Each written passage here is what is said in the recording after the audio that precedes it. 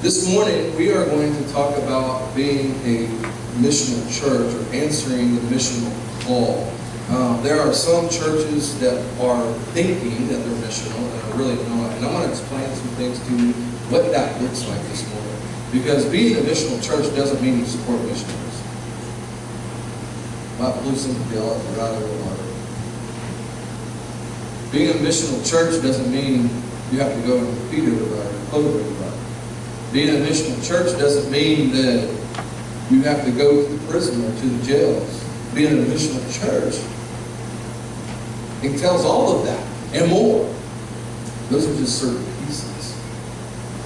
But being a missional church is about being about the Father's business. Doing what God wants you to do God's way. And we're going to talk about that this morning and what that looks like. Because one of the things that we don't want to do as we grow, as we get more teenagers in here, or more kids in here, and that sort of thing. I'm excited about. I don't plus your bubbles. I don't want to say this, but I'm excited about this. Because Savannah has a heart for teenage girls, and I walked up to her this morning. And I hope you don't mind me saying this. She's like, I don't care. You say whatever you want about me. I walked up to her this morning and I said, what do you feel God's calling you to do, or what God's telling you to do?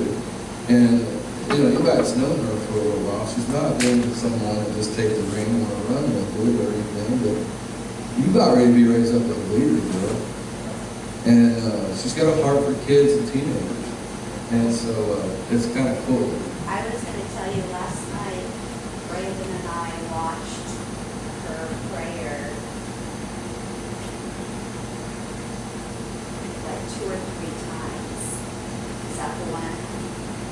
I thought it was on the live or on the... Oh, you're talking about Leah, the one up here, Leah?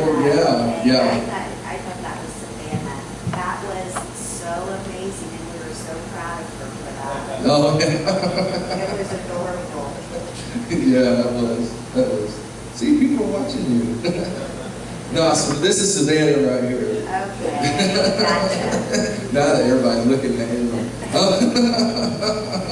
But I'm proud of her. God is doing so much in her life. It's unbelievable. Unbelievable. She's about ready to take off. And people that's known her for all of her life, here within the next year, they're not going to know who you are, bro. You're going to be a totally different woman. Yeah, she's already a lady. Anyway, I'm not going to embarrass her anymore. She's not embarrassed. She's just, hallelujah. Praise the Lord. We're going to get started here. I want to go to a very familiar verse of Scripture. And this is a very, very familiar verse of Scripture for many of us. But I want to read the verse 17. It goes with it, but many of us do not. And that's John 3:16 and 17. Because when you're thinking about being a missional church, you're thinking about being missional, one of the worst things that a church can ever do is become a country club. It's the worst thing you can do. Church is not about me. It's not about you. It's about Him and the mission He's got in the earth to reach the people that don't know Him. And that's what church is about. Church is not about, polishing, and I love what an old timer said, Harley Hensley. I love what he used to say all the time. He'd say, church is not about polishing the armor of the saints. It's about the saints getting the armor on and going out and fight the battle. And I'm like, you know what? That's good. That's good. That's good stuff. That'll preach. And I'm going to preach that this morning, but that'll preach. And really, really good stuff. But listen to this, though, because we were familiar, most of us, with John 3:16, but we forget John 17. And I think John 17 is so crucial when it comes to being a missional church, because I think it says a lot about our Father. It says, for God so loved the world that He gave His one and only begotten Son, that whoever believes in Him should not perish, but have everlasting life or eternal life. And most of us know that verse by heart. Most of us have known that verse since we were a kid. Most of us will quote that verse over and over. But verse 17 is a verse that I think that is really crucial, because verse 16 gives you the mission of God. I mean, what is the mission of God? It's real simple. He sent his son into the earth to do what? To bring eternal life to us. But verse 17 says it all in the way that he did it. We know he died on the cross. We know that the mission of God was to reach us. But 17 says everything about it. For God did not send the Son into the world to judge the world. Wow. How many people or how many church people have you ever been around and it's like all they want to do is judge? Don't you just hate that? It's like, who in the world do you think you are? You people say, what? If the Son of Man did not come into the world to judge us, then why in the world do we think that as his children we should be going around judging other people? That's a deep thought. Are you putting yourself on the throne of God? I'll tell you what, if you're on the throne of God, I'm leaving today. Because I know what I would do if I was on the throne and it wouldn't be nice. I'm just being real. But God did not send his Son to judge the world or to condemn the world. He didn't send him in the world to condemn it. But listen to what he does right here. But that the world should be saved through him. He didn't go, God did not send his Son into the world to go around pointing fingers. He didn't send his Son into the world to say, your sin is too big, your sin is too small, you don't matter to me, you ain't smart enough, you ain't pretty enough, you aren't this, you aren't that. Jesus did not come into the world to do that. He did not come into the world to judge or point fingers. He came into the world to provide grace. So when you think about being a missional church, what's that look like? Does that mean we just let everything go? No, there's boundaries. There has to be boundaries. And where do we find the boundaries? We find the boundaries from the Scriptures. But here's the bottom line: and does that mean that we have to have every gift in the world? Man, it'd be awesome to have every spiritual gift and everything, all the move of God in the world happening in the church. It needs to happen. It needs to happen today more than ever before. But we have to remember that the greatest gift, right at the last verse of 1 Corinthians 12, is what? Love. So what is a missional church? What's that look like? Well, you know, I put this on Facebook last week, and I believe it's a very solid statement. And you know, because over the years, I've heard so many negative comments about St. Joseph. I mean, let's just get real. And then when it comes to the South End area, it's almost like saying, what good can come out of Nazareth? I mean, think about it. I mean, we got people in our city that would not come down to this area of the city because they're too whatever. We got people in this area of the city that won't go to the north end because they're too whatever.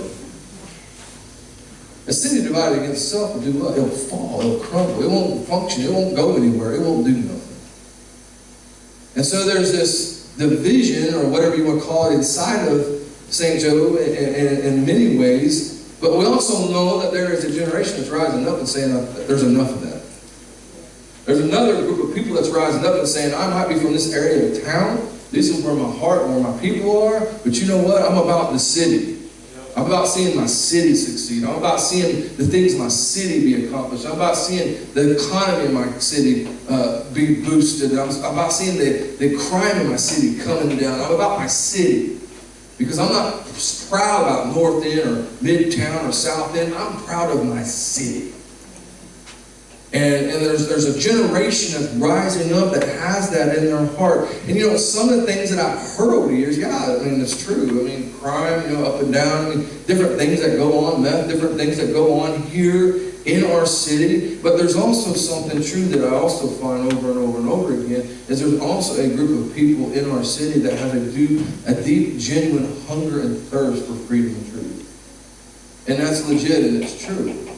And I find that over and over and over again. But here's the bottom line, is that I've discovered those that are the naysayers and the negatives and all this other stuff. The reason why they're like that, the reason why they can't see past all that, is because they don't even spend one day on the street talking to people about Jesus.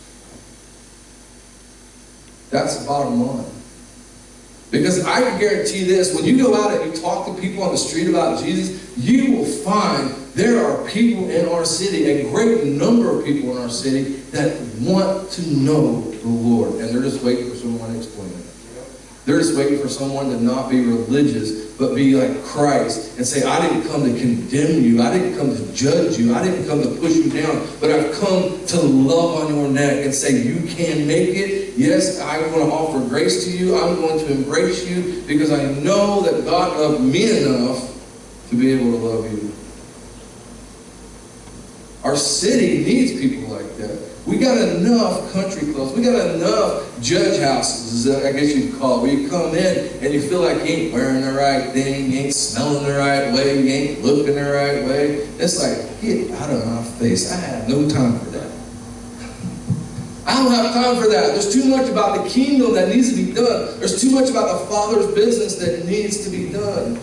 The question at the end of the day, though, I mean, you got a harvest that's ready. Jesus said it was ready. Jesus said it was right. Jesus said it was right now, already back then. And we know that it's ready now. The question is not whether the harvest is ready. The question is not whether we can get people saved. The question is not whether or not people will come to church. The question comes to, what will we do about it? That's the question. What will we do about it? Because, you know, we have this old idea, and it's kind of a traditional idea sometimes, that in some circles that, you know, the pastoral staff and leadership of the church are the ones that bring the people in. But if we understand it biblically, the leadership of a church is to do what? To equip you to bring others in. So what does that mean? That means the responsibility of growing a church lies on your shoulders. The vision of the church, the burden of the church, bringing friends in, bringing family in, that kind of thing. Where does that lie? That lies on your shoulders.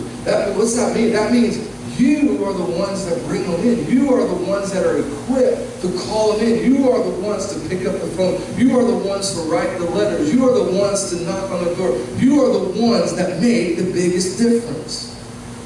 It's not me. It's not our worship leader. It's not my wife. It's not Skip. It's you. It's you. You are the ones that make that difference. Because you reach people in areas I can't go. You speak to people I don't know. Betty gave me a beautiful call yesterday. And I hope she does show up talking about, you know, someone she's invited to church. You referenced this week someone that you've invited to church. We're praying for these people to come in. We're talking to people. God's moving among us. And that's how a church grows. Is the excitement and the appeal that is happening of what is going on inside. See, reaching our city does not require a missional mindset. We don't need another mindset. We don't need another, this is the way we need to think. We don't need that. We don't need another how-to book. We got a how-to book right here called the Bible. We don't need another how-to book. We don't need that stuff. What do we need? We need a practice. We need something that goes beyond just the thinking, something beyond just the philosophy, something beyond just, this sounds good. We need a practice. You see, a missional practice does not say we build it, they come, or we offer it, they come. What a missional practice says is this. A missional practice says that what we have is so important, that the gospel message is so important. We can't wait for people to come to us. We have to go out to them. We have to. Because the urgency is real. The truth is freedom. And so there's an urgency that wells up inside of us that says, we have to go out. We've got to go out. We've got to compel them to come in. And there's that urgency that begins to dwell or begin to swell up inside of us. See, the very fact and realization that this hunger, that this harvest is here in the city, gives us so much that we have to reorganize and refocus upon. Now, what do I mean by that? Well, if what we've done hasn't worked, that means we have to get creative and do something different. And what that means is that sometimes that difference is very different. It doesn't feel like church. It doesn't feel like church when you sit on the sidewalks on somewhere and you're sitting and talking to a teenage kid about abusive parents. That don't feel like church. It doesn't feel like church when you go into a prison and the chaplain says, I need to come and talk to somebody because this guy lost his mom and now he's on the verge of suicide. That don't feel like church. But you know what? That's where church is at. It doesn't feel like church when someone breaks down on the side of the road and they've blown the tire out. And I know for some of us, if you're a woman, you please don't do this by yourself. It might not be too smart. But someone breaks down on the side of the road and you got to push them out of the intersection. That don't feel like church, but that's church. It doesn't feel like church when someone's struggling and they've lost their job and they need groceries put on the table and you got the means to go buy them a week of groceries, and you go buy them groceries, and you just not even know that little doorbell knocks, and the doorbell knock on the door and run. That doesn't feel like church, but that's church. See, we have this idea in our Western culture that this right here on a Sunday morning is church. This isn't church. This is celebration and equipping is what this is, so that during the rest of the week, we know what to do for the Father's business. So that way, when we do see someone struggling, when we do see someone stranded, we know how to respond. We know what to do in those situations. That is what Sunday morning is about. That is what Sunday morning is for. But church, oh man. Church is when you have a young lady that needs prayer. And we take time out of service and say, God, it ain't about me, it ain't about my watch, it ain't about the order, it's about loving on somebody that needs you. That's church. That's being mission.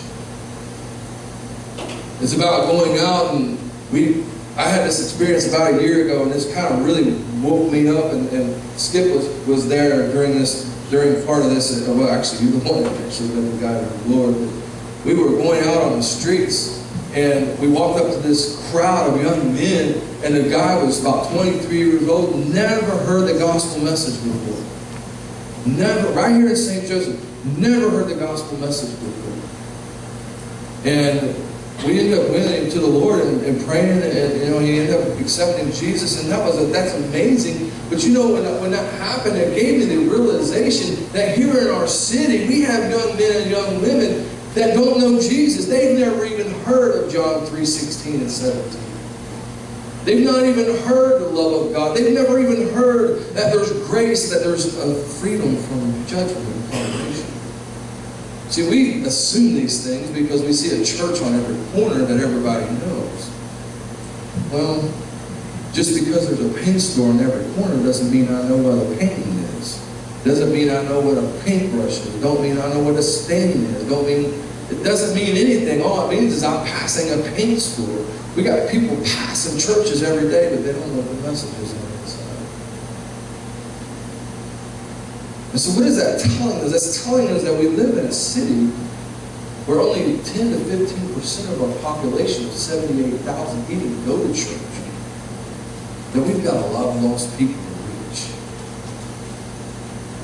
Which tells us that we have to be the church out there. Out there. That means that we have to be the church in the Walmart. That means we have to be the church in the Home Depot. That means we've got to be the church in the Menards. That means that when someone's cutting us off, and believe me, I know, that's my life.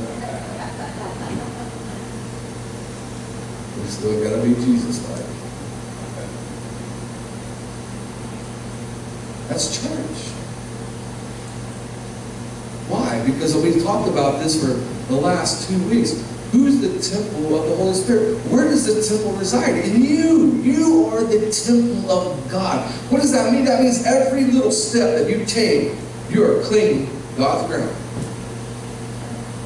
Everywhere you go to Walmart, you're like, well, I ain't been to church today. Wait a minute, I thought the Holy Spirit lived inside of you. You're the church. Well, no, wait a minute, now aren't you saved? Don't you have the Holy Spirit residing inside of you? Well, yeah, I'm saved. Well, then you have the Holy Spirit residing inside of you. So what does that mean? That means you are the church. Every area you go, every ground you take, you are the church. And the church has to be outside of the walls. So what does this mean? I mean, missional church, you know, I mean, we got to kind of look at this in all kinds of ways, because there's all kinds of questions you can look at, all kinds of ways of doing this and methods. And the thing that is really important about God and doing the things of God is you have to realize that methods change. The message never changes, but the method changes. And we're living in a time that, unfortunately, some things that I've been taught just don't work. Some things that you've been taught just don't work, and it's frustrating. Isn't it? I mean, let's get real, it's frustrating. You know, John is in, you know, he's got a heart for evangelism like never before. He can do a tent meeting, I mean, just different things, and you know, but he is even going through a process right now where God is churning in his heart and changing some things and reevaluating some things and creating some things and speaking to him about some things. Why? Because there's some things that used to work that don't work, but now we need to do them differently. And God's reshaping him as an evangelist because he's learning that. As a worship leader, the same thing. You know, as a kids pastor, as a teenage, you know, working with the youth, whatever. These things are reshaped. The methods begin to change. So when it comes to being missional, what does this look like? Well, I want to kind of run this through this real quick this morning on just you know, here at the gate. You know, the purpose, vision, and mission. I'm just going to make these statements and then go on because we need to look at the other pieces of this that I want to look at this morning. But when you're looking at purpose, the first thing that you look at when you say purpose, you have the question, why? You know, why do you exist? And this is kind of a motto or phrase that's been coined around here, and it's like, you know, this is perfect adaptation of a purpose. What is the purpose? Create a place where unique people worship the Lord in unique ways. You can't get any more simple. What does that mean? That means we don't judge you for how you worship God. If you clap your hands, if you raise your hands, if you kneel down, if you cry, if you fall out, if whatever, I don't care. We don't judge you how you worship the Lord. We don't condemn you how you worship the Lord. We admire and embrace your uniqueness because your uniqueness shows the creativity and the beauty of God. You know, I was sitting and I was watching these little girls up here today and during worship, and for some that would bother some people, but for me it's a blessing. Why? Because it reminds me of the freedom that I had as a child. It reminds me of the freedom I need to have as an adult, to not have a care in the world, but just to play and to worship and to dance and do whatever I need to do when the music of the Lord is being played. And not have a care what anybody thinks of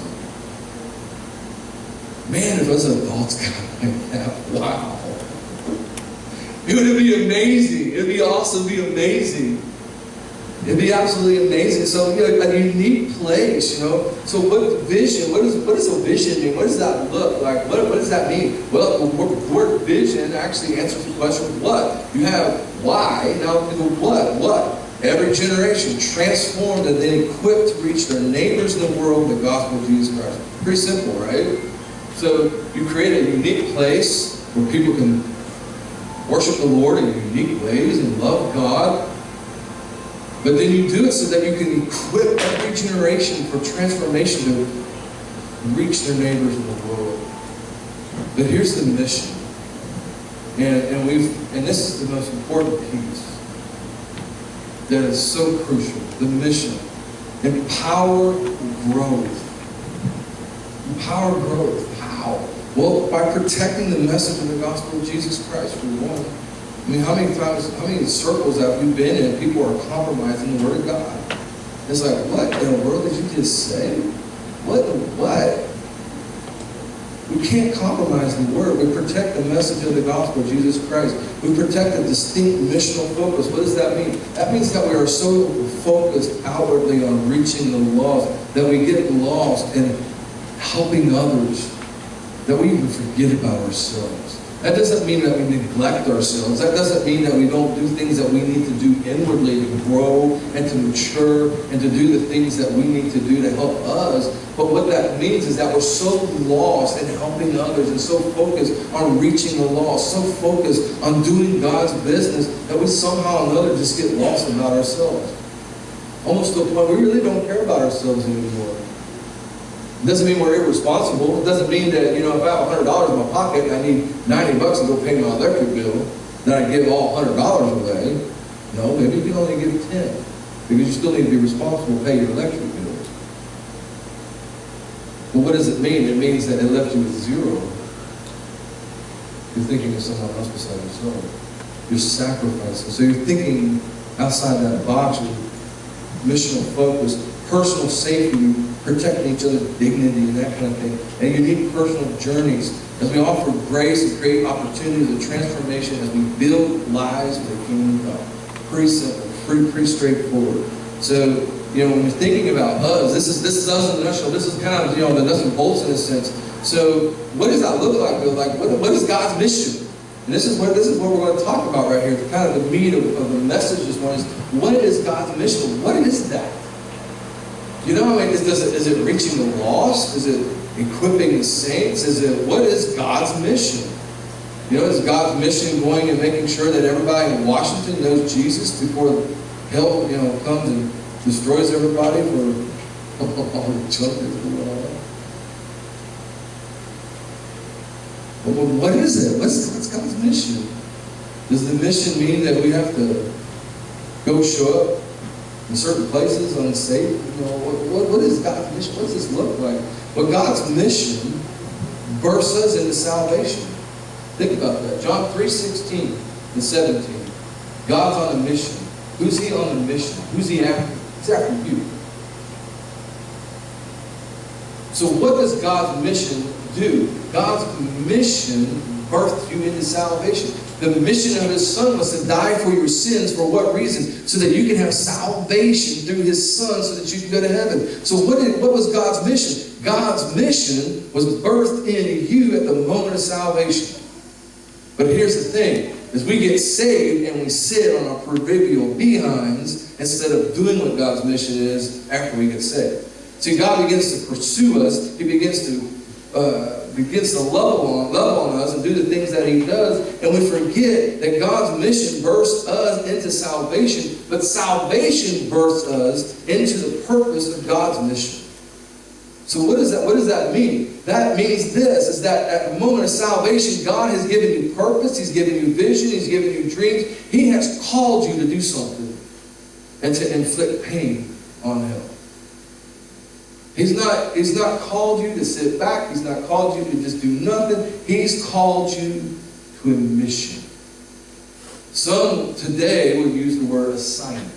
That's kind of a common term that is thrown around in a lot of different, is the word assignment. God's given you an assignment. Have you ever heard that phrase before? Some of y'all may have. It is assignment. So God has one plan and one vehicle to complete His mission. Who is it? You. You are the one that completes the mission. So the DNA of the church consists of self-sacrifice, enduring love, appreciation for each other's uniqueness, and ongoing growth. Being missional simply means this: being about the Father's business. Whatever that means.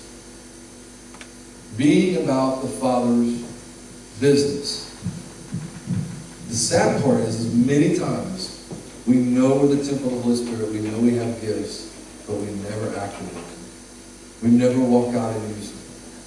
Sometimes it might be fear. Sometimes it may be a lack of understanding. And there's all kinds of different reasons and excuses as to why that might be.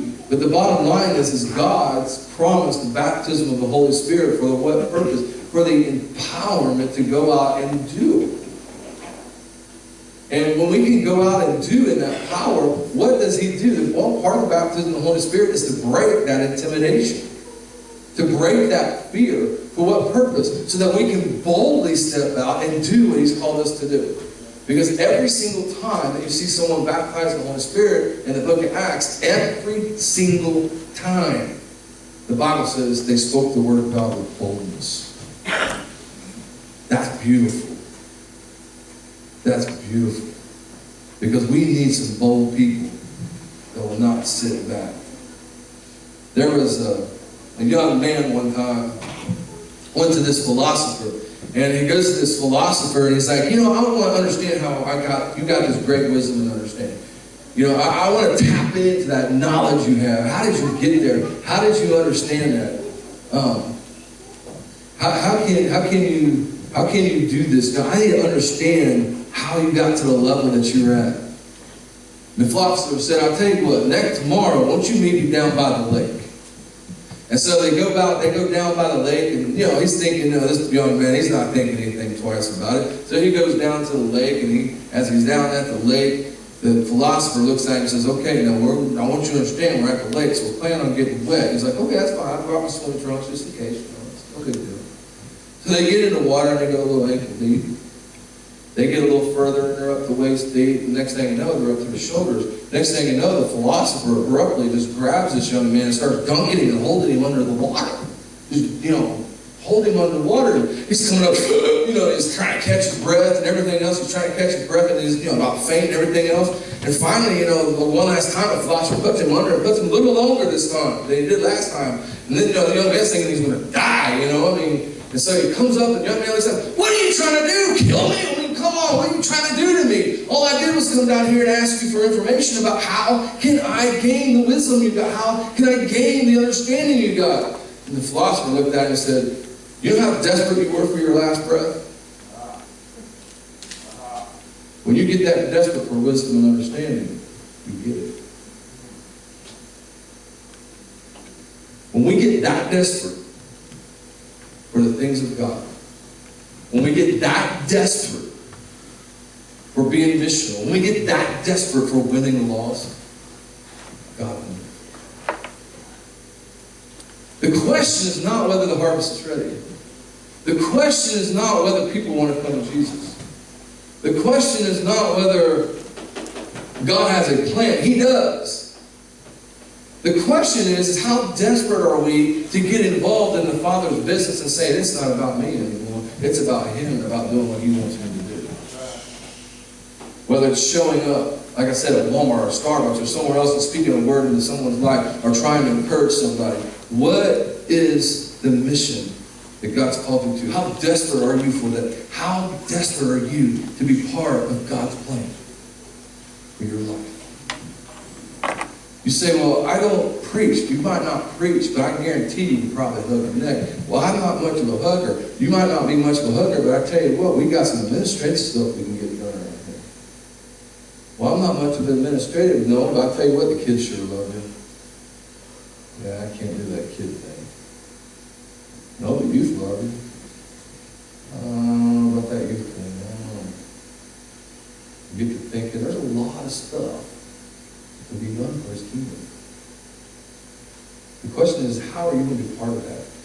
How are you going to be the creator of that? How are you going to be part of it in such a way that you're part of the Father's business and getting involved and doing these things, that there's a desperation that rises up, no different than that young man that feels like he's drowning in water and the philosopher's about ready to kill him, and then you feel like you're drowning and that last breath is coming up and you're like, oh my goodness, I can't breathe. And there's a desperation that rises up inside of you that says, I have got to do something about reaching my neighbor. I've got to do something about reaching my coworker. There's something inside of me that says, I have to do something. See, the failure we make is not in doing the wrong thing. The failure we make is doing nothing at all. That's what the failure is. The failure is not in making a mistake and doing the wrong thing. The failure is not doing nothing. And so we have to ask ourselves, what am I doing? What am I being a part of So what is the mission? Well, Scripture gives two examples here of mission. Mission is twofold. First, it's outwardly. We know the outward keys. Jesus said we're to go out into all the world to win people, to make disciples. We know this. But we also know that the mission is inwardly focused. So you have an outwardly focused and an inwardly focused. So what does that tell us? That tells us that being missional is balanced. It tells us that we get lost in finding and helping and being approachable and going out and winning people to Jesus, that we get so lost in that we're not even thinking of ourselves anymore. But it's also inwardly focused in the sense that on a Sunday morning we come to church. Why? Because we need a fueling station to come to so that we can be equipped to go back out and do it again this week. So what does that tell us? That tells us that as a missional church, Monday through Saturday, where are we at? What are we doing? We're going out and doing the Father's business. We're going out and doing what God wants us to do in the marketplace. We're going out and talking to our neighbors. We're going out and doing the work. And then on Sunday, we come in and we're like, whew, Lord, I got my car pulled up to the gas station, put it in the pump. And we get the equipment. We get the encouragement. You know, I said this the first Sunday that we were here. We haven't done this worldly as a peanut. For the purpose of coming to church, you know, we like to use that Hebrews verse, you know, don't forsake the assembling together of yourselves. But we forget the whole purpose of why we do that. It's so that we can encourage and love. It's not so that we can come and just feel good, but it's the moment that we can come and feel love and encouraged. There's a purpose of that. What is the mission? It's twofold: to reach the lost, but to also equip people to go out and do the ministry. Equipping the piece. But what does it mean to be missional? Well, this is pretty simple. It says missional practice engages the total sum of integrating, communicating, and participating in the mission of God locally and throughout the world by personal lifestyle and outward witness. What does that mean? I mean, that's like a mouthful, right? So what does that mean? Well, here's the thing I have to say in regards to that, is there are many churches who integrate things, many churches who communicate things, many churches that participate in things, but the question I have to say, or I have to ask, is what they're integrating, communicating, and participating in God's mission? Or is it their mission? Is it what they desire? Is it what they want? Is it what is it that they're participating in? Because the mission of God is about God. It's not about us. The mission of God is not about what we think or how we feel. It's not about all that. The mission of God is about the mission of God. It's not about anything else. And so we have to ask ourselves, how are we participating in that? And that's kind of the key thing right there. I was kind of teasing Amy last night on a text message because I was skipping out of work last night in Savannah and out with her friends. And so we were out here setting up, and Amy and Addie were over here, and on a text message I said, yeah, I said 2 workhorses are coming. I suppose it was funny. And so they, you know, but participating. And so they're participating, you know. And so when you got participation like that, it's cool. You know, when you got Betty going out, she's talking to a friend of hers, plays guitar, you know, that's participation. That's participating. You know, when you got Anita bringing her mom, you got Debbie, you know, and Casey and Jackie talking on the job, and the people that you're talking to, you influence every day with. You're talking about, you know, what's going on, that kind of thing. I mean, this is participation. But that's the key to being missional. See, missional is not about just communicating it. Missional is not just about having the greatest and the best idea. Being missional is about the participation of the believers in the mission of God. And that's an amazing thing because there's a lot of places, a lot of people that have the name Christian. But when it comes to participating, when it comes to being missional, when it comes to going out, it's just not out. And it's unfortunate. It's unfortunate because they're not about the Father's business. See, if we're involved in the total sum of the mission, if we're not involved in the whole song, the message, every piece of it, if we're not involved in it, we have to ask ourselves, are we really about the Father's business or my personal agenda? And see, so you have to ask yourself some tough questions, and we're going to end on these tough questions. I'm actually going to skip something here. I want to get to these 6 questions real quick. And these are questions I don't expect an answer today, but it's something that I want you to just kind of turn over in your spirit this week as you pray about it and ask about, where's my heart? What does that mean? Because, you know, as we're birthing this thing and we're getting closer and closer to April 12th on our launch day, we want to be able to launch strong. We want to be able to launch knowing who we are. We want to be able to launch knowing that this is the mission of God that we are involved in, and this is how we want to do it. But there's some questions we have to ask ourselves because we all come from different backgrounds and different experiences. And not one experience or background is necessarily wrong or right. It's just different. And that's good, but at the same time, that can be difficult. Amen? I mean, it just is. But there's some tough questions when it comes to being missional and you're birthing something you have to ask yourself if you really want to be part of being missional, about the Father's business. And the first question is whose totality of mission do you propagate? What totality of the mission do you propagate? Do you propagate God's mission or your own mission? Is it your own ideas or is it God's ideas? Is it what God says in His words or is it what you think? There's a difference. You know, some people get real aggravated with me because when they come and they want my opinion, I'll go right back to the Word. Well, what's the Bible say?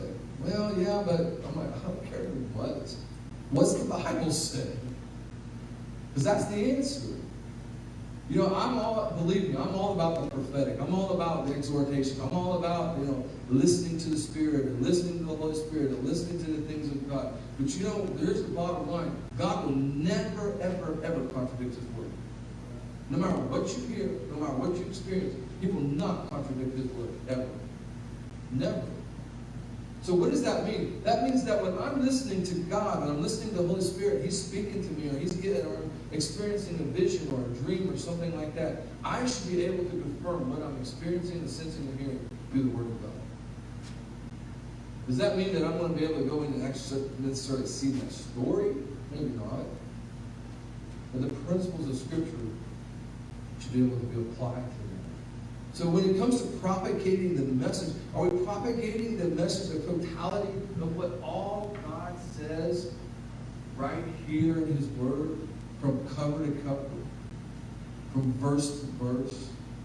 Or is it just the things that we like, the things that make us feel comfortable? Because God's mission is total. It's all summed up in all.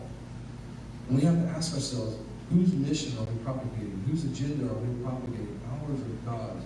The second question we have to ask ourselves is, what message and totality of God's message are we embracing?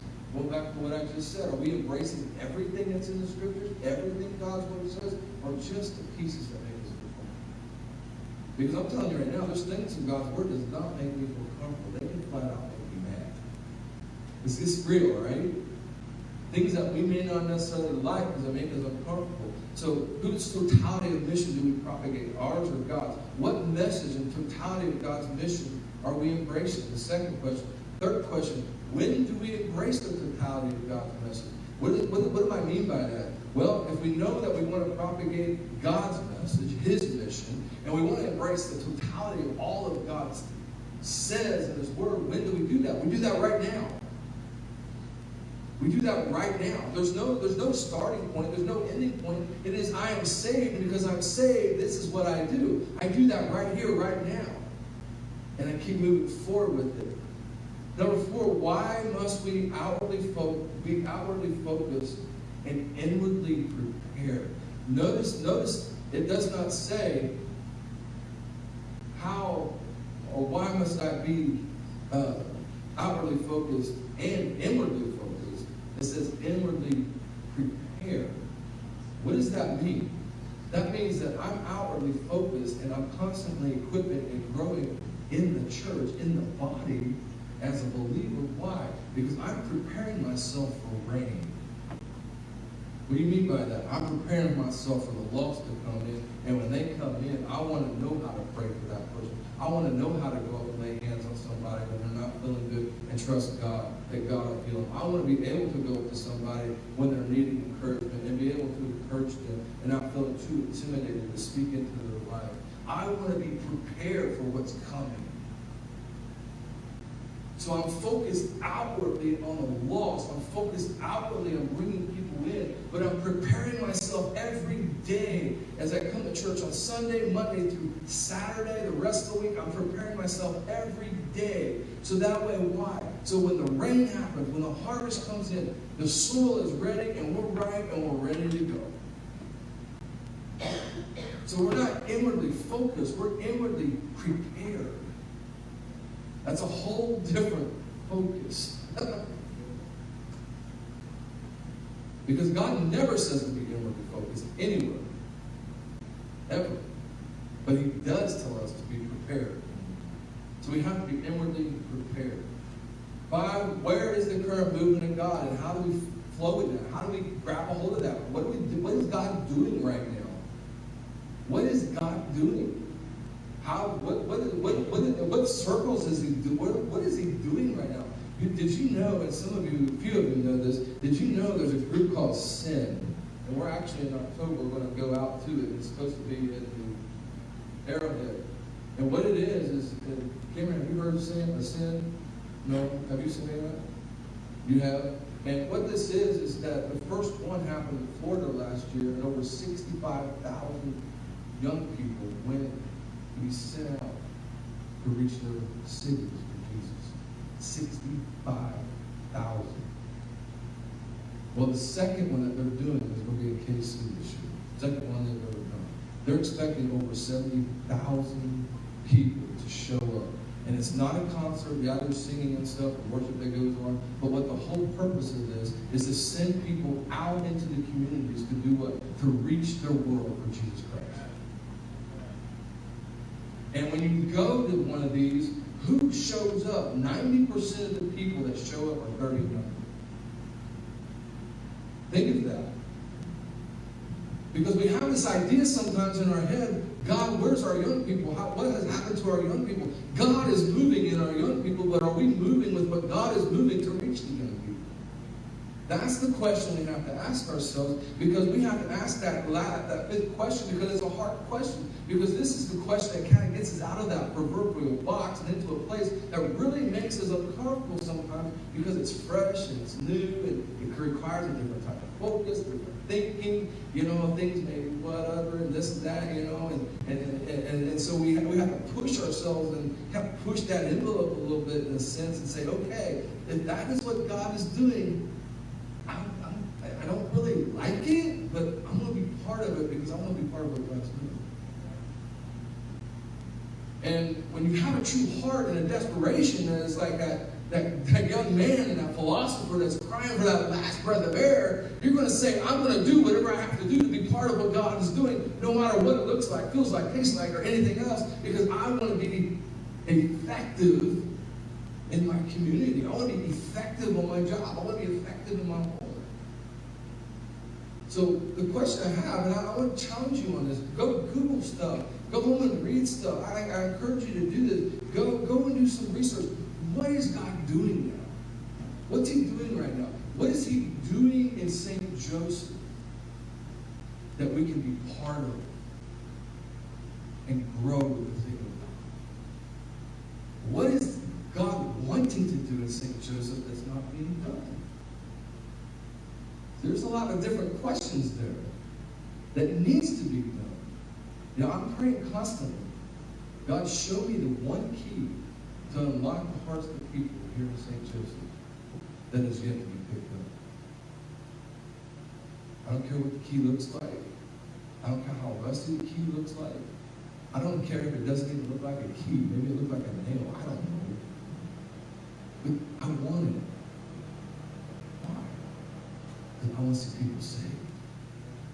I want to see people come to Jesus. The last question that you have to challenge yourself is how do we effectively enact it in our life and in our local church. You know, it's one thing to know that here's the mission of God, and I want the totality of God. I want the total mission of God in my life. It's another to say, okay, I want to embrace everything. It's another to say that I'm going to embrace it now. It's another to say that, you know, I'm going to be outwardly focused and inwardly prepared. It's another to say, I know what God's doing in the land. I know what he wants to do in my city. But this last question is, how do we effectively make it happen here and now? How do we become a part of that? How do we embrace that? How do we wrap our minds and ourselves around that? And what I want to encourage you to do, and I'm about ready to pray, is what I want to encourage you to do. We've talked about being the temple of the Holy Spirit. We've talked about the fact you have gifts that God has purposed in your life. In you. In you. God has given you gifts. We talked about last couple of weeks about the baptism of the Holy Spirit and how it's not, you know, you have people speaking in tongues and prophesying and gifts and all that. But people get hung up on that. It's not about that. It's about being empowered to be an effective witness, to win people to Him. That's what's important. That's the purpose. That's the reason for the baptism of the Holy Spirit.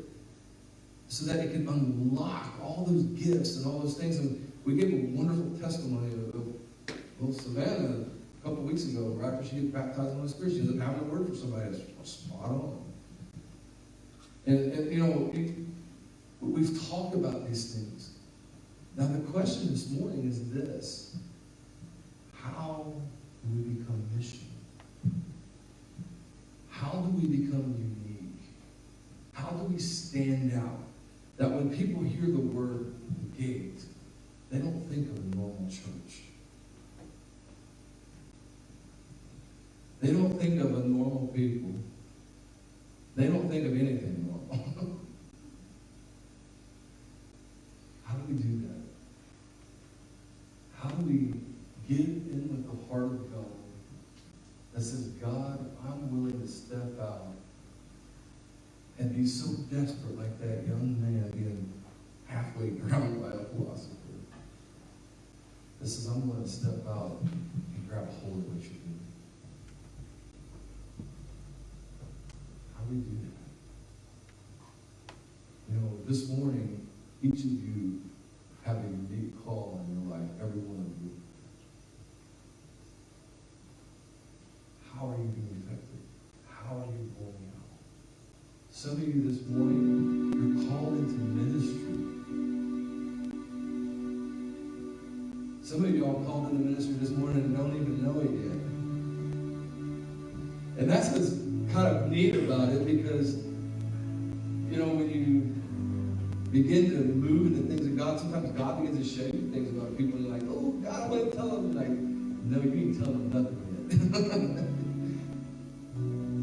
And I don't say that to scare anybody in here. I'm just saying that I know for a fact there's some people in here this morning. God is calling you.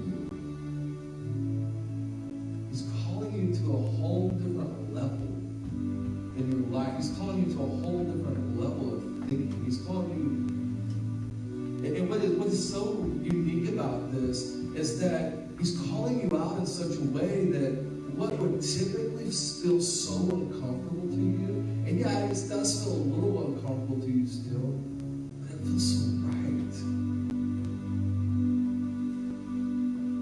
And it's kind of a weird mix. You know, it's like it's uncomfortable, but it feels right at the same time. Like, how's that even work, right?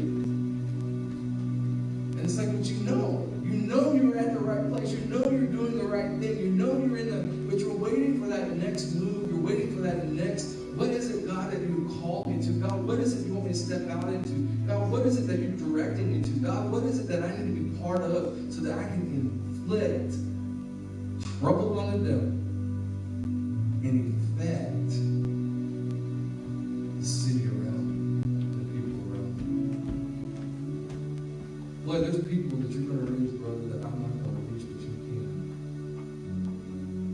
If y'all don't know Floyd, you need to know Floyd. He's got a heart as big as Texas. Great guy.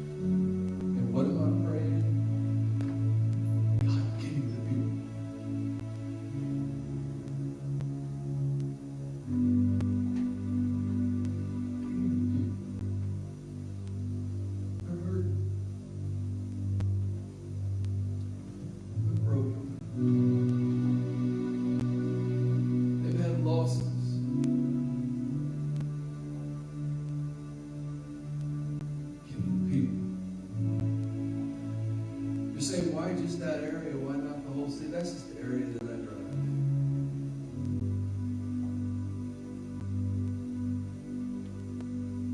If there was an area in your life, if there was a person in your life, if there was a group of people in your life that you could drive around and say, God, give me that person. God, give me that area. God, give me. Who would it be? What would it be? Restoration.